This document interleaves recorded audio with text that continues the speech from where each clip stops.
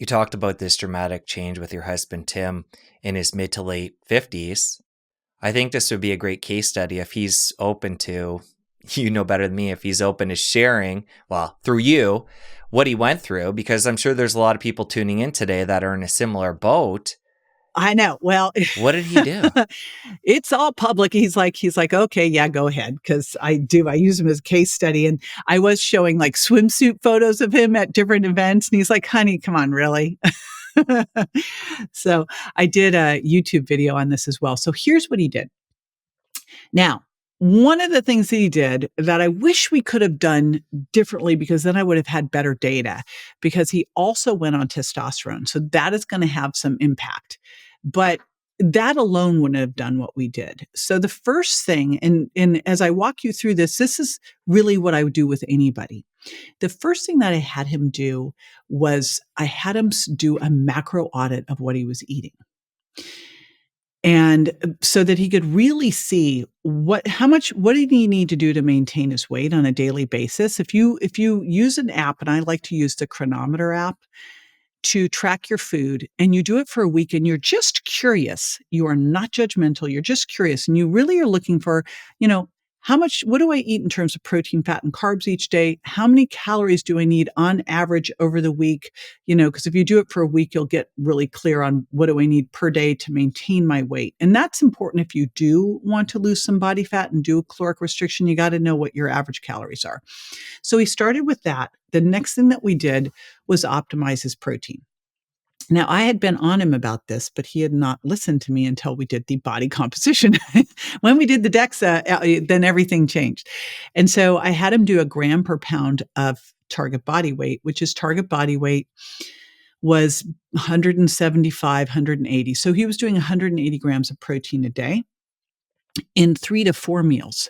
Prior to that, we'd been playing around with having breakfast after we were doing fasted workouts for a bit. That did not work for either of us. We can come back to that. But, we've always been good about, we eat breakfast about an hour or two after waking up in the morning. Ideal is more like 2 hours. We stop eating 3 to 4 hours before bed. So he was eating 3 to 4 meals a day to get the protein in and tracking it. So that was the first thing that he did, was I just had him prioritize protein. And just by starting to track, it made him aware, because he would in the evening before dinner, like pile on the Siete chips with some hummus, grab a handful of cashews. And he started to realize, he was overloading by doing that stuff.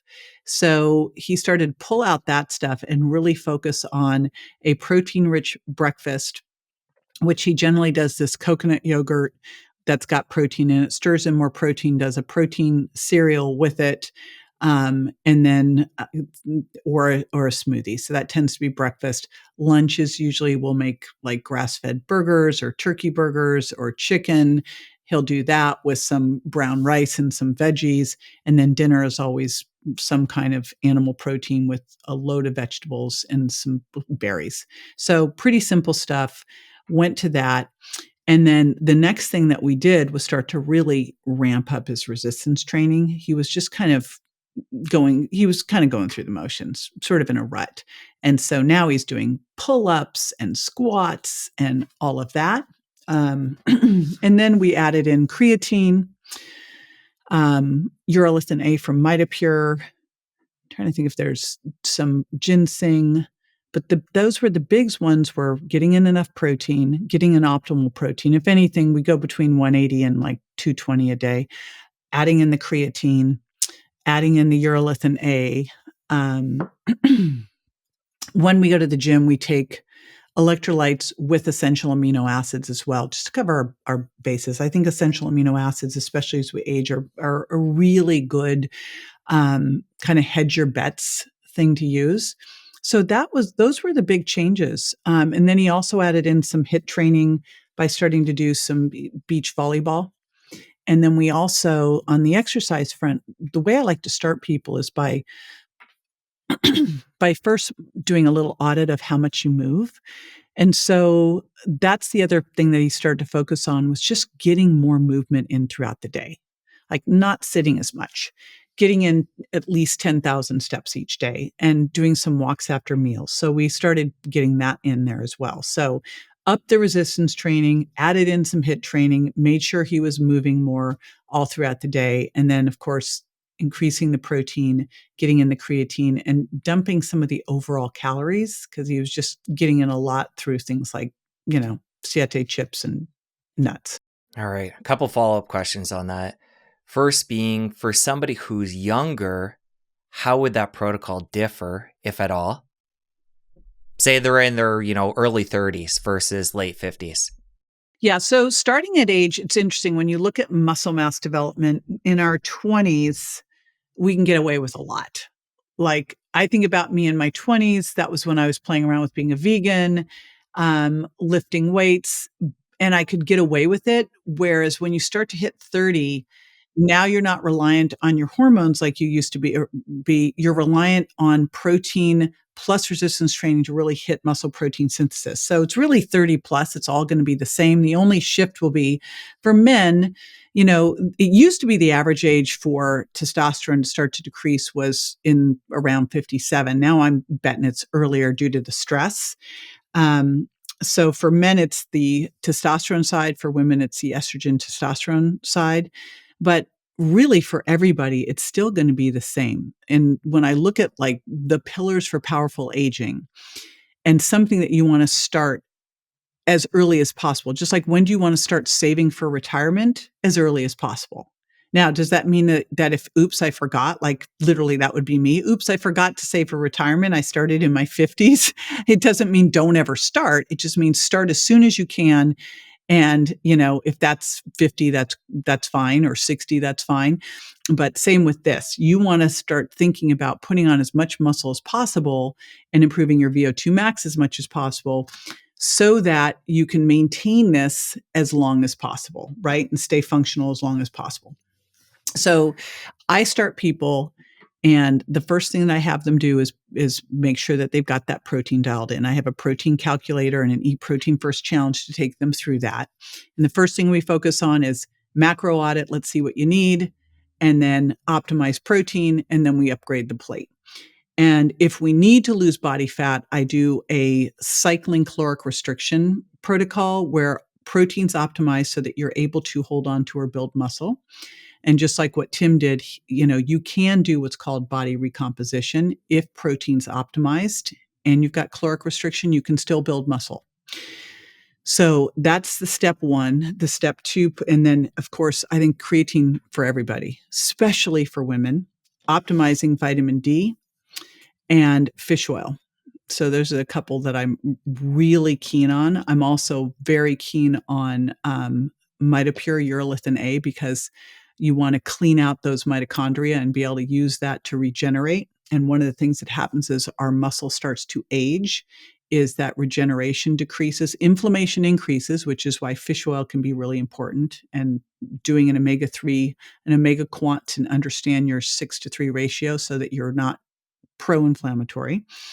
So you've got increased inflammation, decreased regeneration. So fish oil, mitopure, and then your muscles and nerves don't communicate as well. They're not connecting as well. And that's where you just continue to challenge with different movements to keep your muscles and nerves commenting and communicating well. And you start to lose fast twitch. That's starting around age 30. So all this stuff is kind of 30 plus that we need to focus on. And in the exercise realm, that means that while I'm pushing resistance training, I'm really looking at resistance training with a focus, an eye towards strength and power, meaning let's add in some speed and let's add in some heavy. When you say add in speed, let's talk about specifics there. Okay. So I have a progression for exercise, and I think it's really important because otherwise someone could be hearing this and go, okay, I'm going to do that. And they've basically been doing nothing prior to that, and they'll go do this and then they'll be done. They'll be out. And that's what I want to avoid at all costs. To me, just like I talked about the macro audit for food, when you start with exercise, same thing. I want to see where you're starting from. So how do we do that? Well, first of all, that's where the DEXA scan comes in because it's going to tell us what's going on with your muscle. But it's not going to really tell us the quality of that muscle.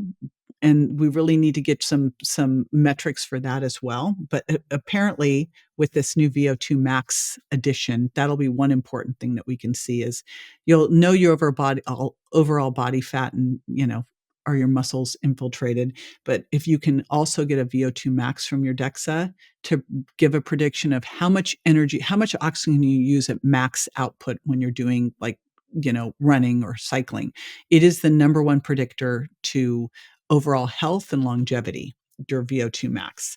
It's just have you done that test? It's been a long time. I think back in Right. university when I was taking human kinetics, but I'm sure it's changed a lot since then. I don't think it's changed. It's the same awful, horrible test. Like that terrible tight fitting mask and you're on a treadmill or you're on a bike. I mean, I I went into biomechanics in grad school because I hated the ex-phys lab so much. I was like, "Stay out of there. They're gonna make you put that mask on, and then they're gonna, like, draw blood. I don't wanna do it." Um, so the fact that we could do a predicted one is so fabulous.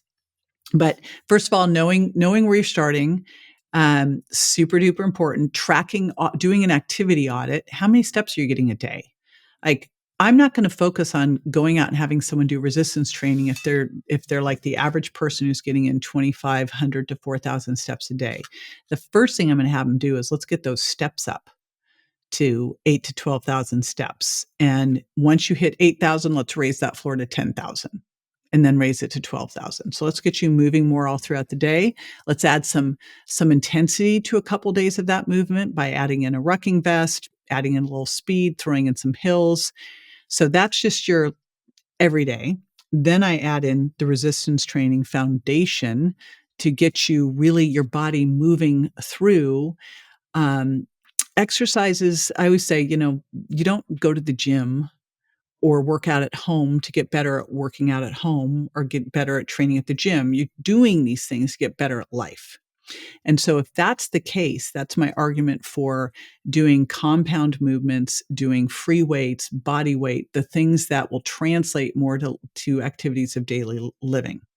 In life, we have to squat. In life, we have to push things over our head. In life, we have to pick things up off the floor. So let's mimic that when we're working out so that we don't get hurt in life. Like, let's put it into a controlled environment first, push it heavy, push it with speed, and then go out in life. So I start people with basic resistance training of things like, hip and thigh hinging, squats and deadlifts, upper body pushing, push-ups and dips and overhead presses, upper body pulling, things like pull-ups and bent over rows, all using your core. And then as you have that foundation in place, then you want to, because hypertrophy is different than building strength and power. You'll build some strength when you're building muscle, but if you really want to focus on the strength and power, strength is how much, you can lift something one time. How much of a weight can you lift one time?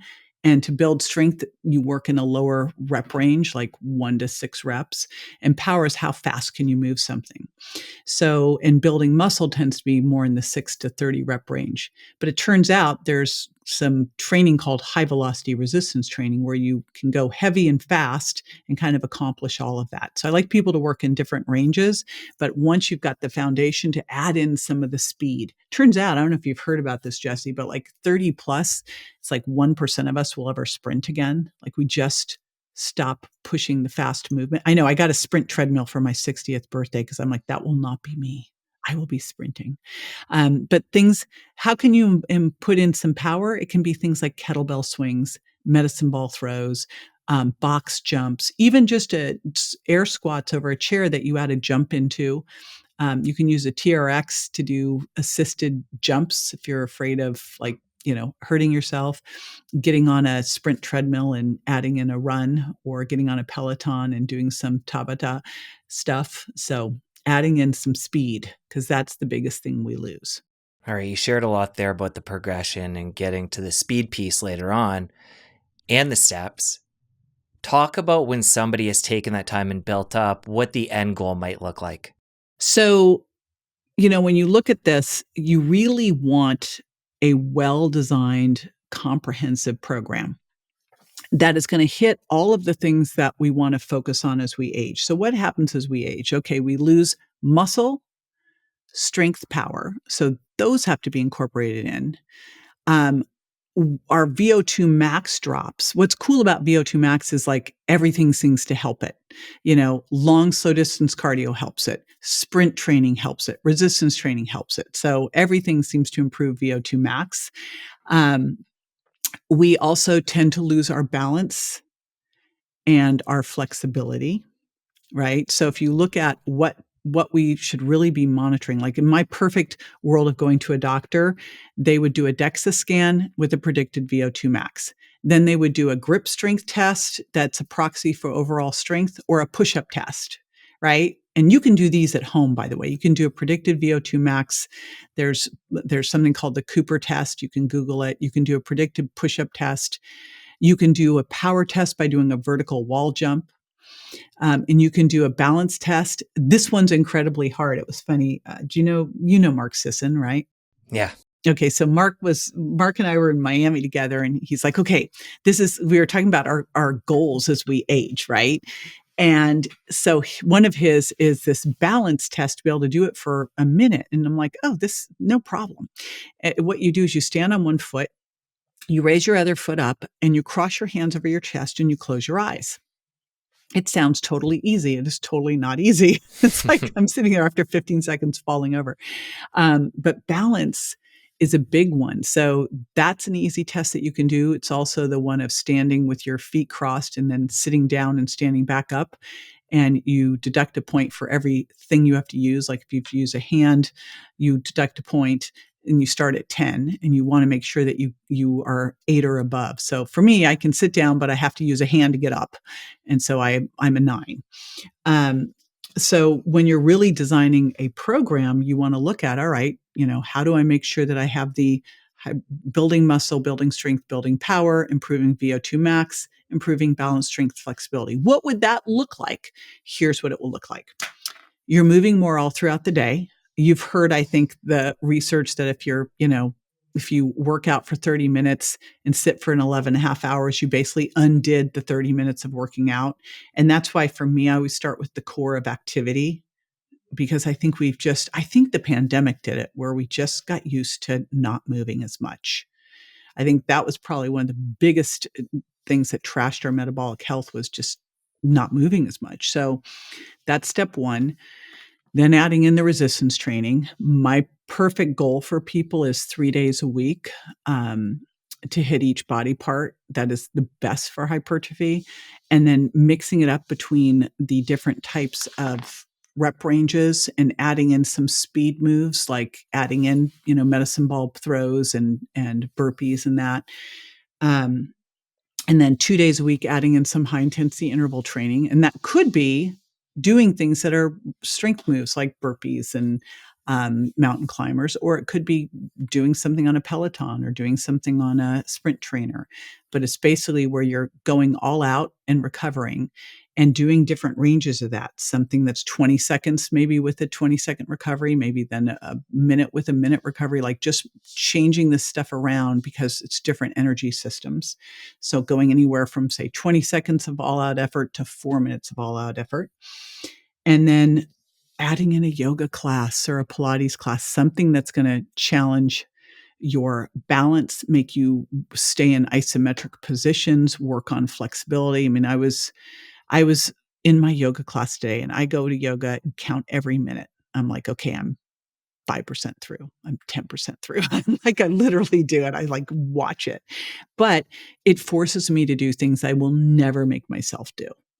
And, you have to focus on all the different planes of movement, on balance, on flexibility as you age, because you truly will lose it if you do not use it.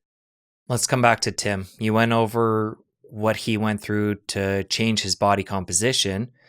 You talked about how your DEXA scan was just as good or even better than when you were younger. So this won't apply to you, but say a girlfriend in Tim's position, is there any difference of how you approach that protocol to change the body composition from male to female? Actually, no.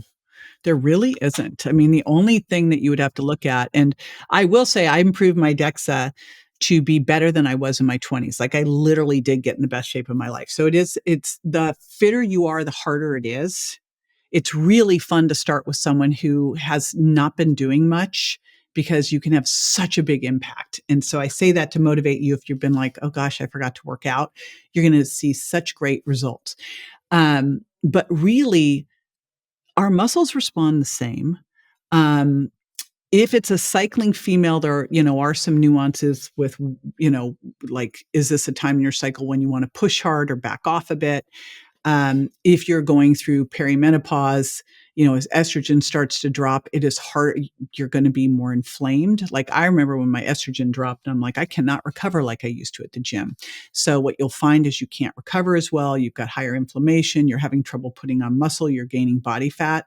So those are important things to know because you want to work with a functional medicine doctor to work through that so that you have minimal effects from menopause, but it's really the hormone flux that's going to be the difference. The rest of it really not. Um, you know, the advantage men will have over women metabolically is just that they tend to have, again, because they have lower body fat by nature than we do, is because they have more muscle mass, they have a better metabolism. But when you break it down and look at us side by side, balancing for that, it's the same. It's just when the hormones start to go sideways. You talked about the one variable that we can't really account for within Tim's protocol, the testosterone. Talk about when he included that and why he did. And was there a natural attempt at bringing that up before going the medical route? Yes. And this is, I think, important for anyone considering doing hormone replacement therapy. Is you want to, in my opinion, use, and this is not a doctor's opinion, but only my hammers as a, nutrition and fitness expert are lifestyle and diet. So, in supplements. But I believe that you're better off doing everything you can so that you can use the minimum dose for efficacy. And so we treated this the same way. His testosterone was low. It was around 300. And where, the doctor wanted to see it between 700 and 900.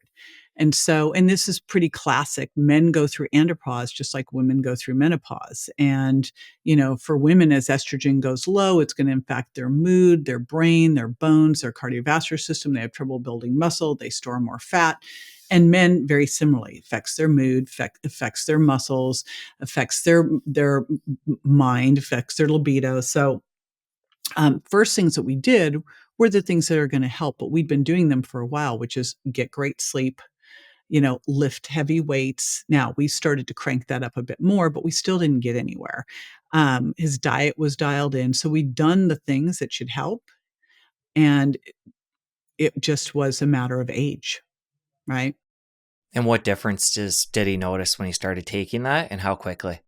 Oh, he noticed differences really quickly in overall energy, libido, performance overall, like in every area of his life. Like it was definitely something that he noticed.